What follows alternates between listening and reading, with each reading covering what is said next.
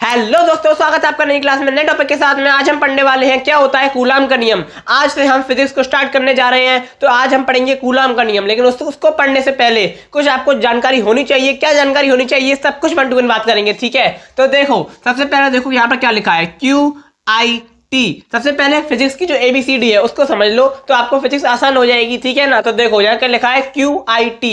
Q का मतलब क्या होता है, Q का मतलब होता है आवेश। Q का मतलब क्या होता है, आवेश। Q का मतलब आवेश, ठीक है। I का मतलब होता है धारा। I का मतलब होता है धारा। जान पहचान करना जरूरी है, ठीक है ना। Q का मतलब क्या, आवेश। मेरे साथ में बोलो, क्लास को देखते देखते बोलो, याद हो जाएगा, ठीक है ना। Q का मतलब आवेश, I का मतलब धारा, T का मतलब होता है समय। T का मतलब क्या होता है, T का मतलब होता है समय। तो कुल मिला के क्या हो गया, QIT। QIT क्या, QIT, ठीक है ना। क्यों आई थी, वो वाला क्यों आई थी नहीं, QIT क्या, QIT, ठीक है ना। Q माने आवेश, I माने धारा, T माने समय। अब देखो, जो आवेश होता है उस आवेश का मात्रक होता है कूलाम। आवेश का मात्रक क्या होता है, कूलाम होता है। धारा का मात्रक क्या होता है, धारा का मात्रक एम्पियर होता है। धारा का मात्रक क्या होता है भैया, एम्पियर होता है। समय का मात्रक क्या होता है, समय का मात्रक सेकंड होता है, ठीक है ना। समय का मात्रक क्या होता है, सेकंड होता है। तो इसका मतलब क्या हो गया, QIT। Q का मतलब आवेश, I का मतलब धारा, T का मतलब समय। आवेश का मात्रक कूलाम, धारा का मात्रक एम्पियर, और उसके बाद आपका समय का मात्रक सेकंड, ठीक है ना। इतना समझ में आया समझ में। अब देखो यहाँ पर हम क्या पढ़ेंगे, कूलाम का नियम पढ़ेंगे। अब देखो, जो आवेश है उस आवेश का मात्रक क्या है, कूलाम है। अब देखो, जो वैज्ञानिक होते थे जिनने इनको बताया होता था, जिनने इनके बारे में डिस्कवरी की होती थी, तो फिर उसी के नाम पर क्या कर देते थे, जो उस नियम का नाम रख देते थे। तो इसका नाम क्या है, कूलाम का नियम है। तो इसका मतलब क्या है, जो हमारा आवेश है, आवेश का मात्रक क्या है, कूलाम है। तो इसका मतलब कूलाम के नियम में आवेश की जुड़ी हुई बातें होंगी, आवेश के बारे में बताया जाएगा, समझा जाएगा। तो आवेश को हम लोग पढ़ेंगे। अब देखो, यहां से कहानी सुनना प्रारंभ करो। कौन सी, क्या सुनना प्रारंभ करो, कहानी। अब देखो कौन सी कहानी सुनोगे। सबसे पहले एक वैज्ञानिक थे, उन वैज्ञानिक का नाम था फ्रैंकलिन। क्या नाम था, फ्रैंकलिन था। उन्होंने बताया, उन्होंने क्या बताया, उन्होंने ये बताया कि आवेश दो प्रकार के होते हैं। कितने प्रकार के होते हैं, दो प्रकार के होते हैं। पहला होता है धनात्मक, दूसरा होता है ऋणात्मक। एक होता है पॉजिटिव चार्ज, एक होता है नेगेटिव चार्ज, ठीक है ना।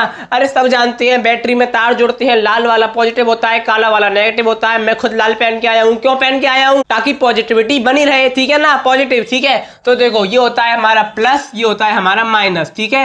अब फ्रैंकलिन ने क्या बताया, दो प्रकार के आवेश, प्लस माइनस। प्लस माइनस अगर तुम एक यहां पर ले आओ प्लस, यहाँ ले आओ माइनस, दोनों एक दूसरे को क्या करेंगे, आकर्षित करेंगे, एक दूसरे के पास खींचे चले आएंगे। अगर होंगे प्लस और माइनस तो क्या होगा, आकर्षण होगा, आकर्षित करेंगे। अब देखो, यहाँ पर एक प्लस है एक माइनस है, क्या होगा, आकर्षण होगा, दोनों एक दूसरे के पास आएंगे। अब मान लो यहाँ पर है माइनस, यहाँ पर है माइनस, दोनों रख दिए पास पास। अब क्या होगा, दोनों दूर भागेंगे। क्यों दूर भागेंगे, क्योंकि दोनों माइनस माइनस है। अब मान लो एक ले आए प्लस, एक ले आए प्लस, क्या होगा, दोनों दूर भागेंगे, क्योंकि दोनों समान प्रवृत्ति के हैं, दोनों दूर दूर भागेंगे, ठीक है ना। और अगर यहीं पर तुम ले आओ विपरीत, विपरीत कैसे, एक ले आओ प्लस, एक ले आओ माइनस, तो क्या होंगे, एक दूसरे के पास आएंगे, एक दूसरे को आकर्षित करेंगे, ठीक है ना। ये किसने बताया, फ्रैंकलिन ने बताया। क्या बात समझ में आई, क्या बात समझ में आई, ये बात समझ में आई कि एक लिया प्लस, एक लिया माइनस, दोनों एक दूसरे को क्या करेंगे, आकर्षित करेंगे। एक लिया प्लस, एक लिया प्लस, दूर भागेंगे। एक लिया माइनस, एक लिया माइनस, दूर भागेंगे। एक लिया माइनस, एक लिया प्लस, क्या होगा, आकर्षित करेंगे, ठीक है ना, आकर्षित करेंगे। तो इतना समझ में आ गया। तो कौन से वैज्ञानिक ने बताया, ये फ्रैंकलिन ने बताया। इतना समझ में आ गया। अभी हम नहीं पढ़ रहे क्या होता है कूलाम का नियम, अभी हम क्या पढ़ रहे हैं, चीजों को समझ रहे हैं, यानी कि नींव को रख रहे हैं, उसके ऊपर मंजिल बना देंगे, उसके ऊपर घर बना देंगे, कुतुब मीनार बना देंगे, ठीक है ना। अगली चीज क्या है, अगली चीज ये है, अब हमने इसको समझ लिया, अब हम समझेंगे यानी कि जो हमारा क्या है जो हमारा आवेश है उसको समझेंगे। देखो, जो आवेश होता है, आवेश को किससे प्रदर्शित करते हैं, Q से करते हैं। Q माने आवेश, I माने धारा, T माने समय। मैंने आपको बताया है ना। तो यानी कि Q का मतलब क्या है, आवेश। तो हमने क्या लिया, एक आवेश लिया Q और एक और आवेश लिया Q। ये तो एक जैसे लग रहे हैं देखने में, पता कैसे चलेगा कौन कौन है। तो हमने पहले को नाम दे दिया Q1, दूसरे को नाम दे दिया Q2। अरे नाम रख दिया, दोनों एक जैसे हैं, जुड़वा जुड़वा भाई हैं, नाम तो अलग रखेंगे ना, नाम भी एक जैसे रख दोगे पता ही ना चले। तो यानी एक हो गया Q1, एक हो गया Q2, ठीक है। अब ये कुछ दूरी पर रखे हुए हैं, एक दूरी से एक कुछ दूरी पर रखे हुए हैं। इनके बीच की जो दूरी है वो मेरे भाई क्या है, R है। इनके बीच की दूरी क्या है, R है। अरे एक चीज यहाँ रखी है, एक चीज वहां रखी है, उसके बीच में कुछ दूरी है, कुछ दूरी दूरी है उस दूरी को हमने क्या कह दिया, r कह दिया। क्या कह दिया, r कह दिया। अब मुझको ये नहीं पता कि ये जो पहला Q1 है ये माइनस है या प्लस, मुझको ये भी नहीं पता ये Q2 माइनस है या प्लस। पता होता तो पता चल जाता कि एक दूसरे के पास आएंगे या दूर भागेंगे। अब पता ही नहीं है कि ये कैसी प्रवृत्ति के हैं, इनके ऊपर कैसा चार्ज है, प्लस है, पॉजिटिव है, माइनस है, नेगेटिव है, यानी कैसा चार्ज है मुझको नहीं पता। ठीक है, इतना समझ में आया। अब देखो क्या होगा, अब क्या होगा इस नियम के अनुसार। अब यहाँ पर क्या होगा मेरे भाई, ये दो आवेश है, ये पहला आवेश है और ये दूसरा आवेश है, इन दोनों के ऊपर कोई बल लगेगा। क्या लगेगा, बल लगेगा। बल को किससे प्रेषित करते हैं, F से प्रेषित करते हैं। F बराबर F का मतलब बल होता है, ठीक है ना। तो इसका मतलब ये है कि दो आवेशों के बीच क्या, दो आवेशों के बीच लगने वाला, और इनके पीछे कोई बल लगेगा। अब कौन सा बल लगेगा, आकर्षण बल लगेगा। आकर्षण बल कब लगेगा, जब प्लस माइनस होंगे तो आकर्षित होंगे। वो जो प्रतिकर्षण बल कब लगेगा, जब प्लस प्लस होंगे दूर भागेंगे, माइनस माइनस होंगे दूर भागेंगे। मुझे को नहीं पता क्या करेंगे, ठीक है। तो इसका मतलब क्या है, दो आवेशों के बीच लगने वाला बल, लगने वाला बल आकर्षण या प्रतिकर्षण बल, बल जो लगने वाला बल है वो कैसा है, आकर्षण भी हो सकता है, प्रतिकर्षण भी हो सकता है, ठीक है ना। अब देखो फॉर्मूला क्या होता है, ठीक है ना। इतना समझ लिया, दो आवेश का फॉर्मूला देखो। अब देखो क्या होता है, F है, ठीक है, हमने F लिया, F यानी कि बल, ठीक है। अब दो क्या होगा, दो आवेशों के मध्य, किन के मध्य, दो आवेशों के मध्य। तो हमने एक आवेश लिया Q1, एक आवेश लिया Q2, दो आवेशों के मध्य लगने वाला बल आकर्षण अथवा प्रतिकर्षण बल, पता नहीं है कौन सा बल है, आकर्षण अथवा प्रतिकर्षण बल दोनों के बीच की, दोनों के गुणनफल के, दोनों के गुणनफल के समानुपाती होता है। ये क्या होता है, चील बल हुआ। अरे चील बल हुआ नहीं है, ये क्या है, समानुपाती है। जब इसके सामने कोई चीज लिखते हैं उसका क्या, उसकी क्या हो जाती है, समानुपाती हो जाता है, ठीक है। और इसके वर्ग और इसके बटे में क्या लिख देंगे, आर स्क्वायर लिख देंगे। आर स्क्वायर क्या है, इन दोनों आवेशों के बीच की दूरी है तथा उनकी दूरी के वर्ग के, दो का मतलब क्या होता है, वर्ग के व्यस्तमानुपाती होता है, ठीक है ना। अब पढ़ो आप, डेफिनेशन तो आएगा समझ में, ठीक है। इस नियम के अनुसार, किस नियम के अनुसार, कूलाम के नियम के अनुसार, इस नियम के अनुसार किन्हीं दो आवेशों के बीच लगने वाला बल, लगने वाला आकर्षण या प्रतिकर्षण बल, किन्हीं दो आवेशों के बीच, किन्हीं दो आवेशों के बीच लगने वाला आकर्षण या प्रतिकर्षण बल उनके गुणनफल के, उनके गुणनफल के समानुपाती, गुणनफल के समानुपाती तथा उनकी बीच की दूरी के, बीच की दूरी के वर्ग के, दो का दो क्या है, वर्ग है, वर्ग के व्यस्तमानुपाती होता है। अभी व्यस्तमानुपाती कहां से आ गया, अरे ये समानुपाती है। समानुपाती जिसके सामने लिखा है वो समानुपाती होगा, लेकिन समानुपाती को अगर किसी ने बटे में करके लिख दिया नीचे तो वो उसके क्या हो जाएगा, ये इसके क्या हो जाएगा, ये इसके व्यस्तमानुपाती हो जाएगा। क्या हो जाएगा, ये इसके व्यस्तमानुपाती हो जाएगा और इसके क्या हो जाएगा, समानुपाती हो जाएगा। आया समझ में, बहुत ही ज्यादा आसान होता है, सरल होता है, समझने का प्रयास करो, ठीक है ना। तो देखो एक बार और समझो, हटाओ, नहीं आया समझ में तो क्या हो गया, ठीक है। देखो अब ये कोई बल है, ठीक है, दो आवेशों के बीच लगने वाला बल, ये बल है, ठीक है। तो दो आवेशों के बीच, एक आवेश ये रहा, एक आवेश ये रहा, दो आवेशों के बीच लगने वाला बल उनके गुणनफल के वर्ग के व्यस्तमानुपाती होता है, वर्ग के व्यस्तमानुपाती होता है तथा इन दोनों का क्या होता है, समानुपाती होता है। बस कितना आसान है। तो आशा करता हूं कि आपका समझ में आ रहा होगा। अब देखो यहाँ पर क्या लिखा हुआ है, ये डेफिनेशन हो गई। अतः यहाँ पर मैंने ये चीज जो समझाई है यहीं पर लिखी हुई है, ठीक है।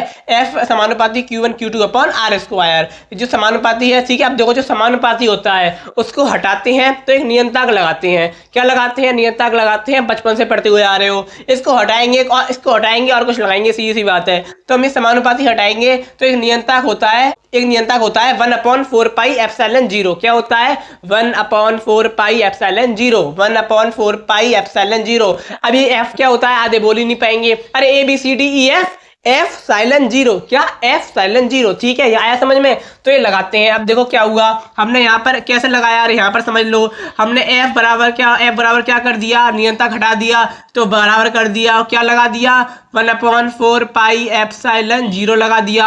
और उसके बाद क्या हो गया, Q1 Q2 अपॉन में क्या हो गया मेरे भाई, R स्क्वायर हो गया। कुल मिला के ये बीच में आ गया, ठीक है ना। देखो यहाँ पर 1/4 पाई एप्सिलॉन क्या है, निर्वात की वैद्यशीलता है, यानी कि ये नियंत्रक है और क्या है, निर्वात की वैद्यशीलता है, ठीक है। अब जो इसका मान है, किसका मान है, 1/4 पाई एप्सिलॉन नॉट जो है, ये 1/4 पाई एप्सिलॉन 0 जो है, इसका मान क्या है, इसका मान है 9 × 10 की पावर 9, 9 × 10 की पावर 9। क्या मान है, 9 × 10 की पावर 9 मान है इसका। ये आपको मान क्या करना है, याद रखना है। क्यों याद रखना है, क्योंकि ये सवाल में कम में आएगा, ठीक है ना। ये इसका मान है। अब इसका मात्रक क्या है, 1/4 पाई एप्सिलॉन 0 का मात्रक क्या है, तो 1/4 पाई एप्सिलॉन 0 का मात्रक है न्यूटन मीटर स्क्वायर प्रति coulomb square, newton metre square प्रति कूलम स्क्वायर। देखो ये लिखा हुआ है न्यूटन मीटर स्क्वायर प्रति कूलम स्क्वायर लिखा हुआ है, ठीक है, होता है। अब इसमें जो एप्सिलॉन 0 है, एप्सिलॉन 0 है, हम 1/4 पाई एप्सिलॉन 0 है वैसे पूरा, लेकिन उसके अंदर जो एप्सिलॉन 0 है वो क्या है, वो क्या है, वो निर्वात की वैद्युशीलता है। वो क्या है, वैद्युशीलता है। वो क्या है, वैद्युशीलता कहते हैं। इसका जो मान होता है कितना होता है, अब जो एप्सिलॉन 0 है इसका मान कितना होता है, केवल इसका मान पूछ रहे हैं, कितना होता है 8.85 इंटू 10 की पावर -12 इंटू 10 की पावर -12। ये क्या होता है, इसका नियंत्रक होता है, इसका मान होता है, सॉरी क्या होता है, मान होता है। अब इसका मात्रक क्या होता है, एप्सिलॉन 0 का मात्रक क्या होता है, तो जो आपका 1/4 पाई एप्सिलॉन 0 है उसका जो मात्रक होता है उसका मात्रक का उल्टा कर दो तो एप्सिलॉन 0 का मात्रक हो जाता है, क्या होता है मात्रक, कूलम स्क्वायर प्रति न्यूटन मीटर स्क्वायर। क्या होता है, कूलम स्क्वायर प्रति न्यूटन मीटर स्क्वायर। और जो आपका 1/4 पाई एप्सिलॉन 0 है उसका मात्रक है न्यूटन मीटर स्क्वायर प्रति कूलम स्क्वायर। उल्टा करो, उल्टा करोगे तो क्या हो जाएगा, कूलम स्क्वायर प्रति न्यूटन मीटर स्क्वायर, ठीक है, 2 न्यूटन मीटर स्क्वायर। तो आशा करता हूँ कि आपको समझ में आ रहा होगा। बहुत आसान है, क्या आसान है, देखो यार दोबारा समझ लो क्या दिक्कत है। दो आवेशों के बीच लगने वाला बल, ठीक है, क्या, दो आवेशों के बीच लगने वाला बल उनके गुणनफल के समानुपाती तथा उनके बीच की दूरी के वर्ग के व्युत्क्रमानुपाती होता है। बस इतना सा है, ठीक है ना, कितना आसान है। और जब एप्सिलॉन जो वो हटाते हैं तो क्या लगाते हैं, 1/4 पाई एप्सिलॉन लगाते हैं, वो क्या है, वैद्युतशीलता है। उसका मान कितना है, 9 इंटू 10 की पावर 9। किसका मान है, 1/4 पाई एप्सिलॉन 0 का मान है, ठीक है ना। तो इतना सा है। उसके बाद क्या होता है, देखो अब यहाँ पर हमने क्या लिया था, दो आवेश लिए थे, एक लिया था Q1 एक लिया था Q2, ठीक है ना।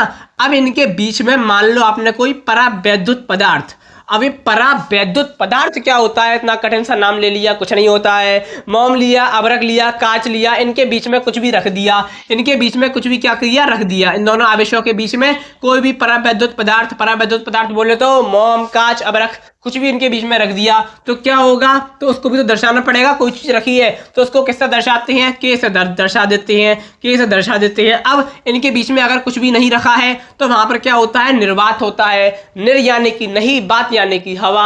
ऐसी जगह जहां पर नहीं है हवा उसे क्या कहते हैं, निर्वात कहते हैं। तो यानी कि इनके बीच में क्या होता है, निर्वात होता है। निर्वात में के बराबर के का मान होता है 1 होता है। 1 का मतलब क्या होगा, कुछ भी नहीं होगा, गायब हो जाएगा। तो 1/4 पाई एप्सिलॉन 0 हो जाता है। कैसे हो जाता है, देखो एक बार समझ लो कैसे हो जाता है।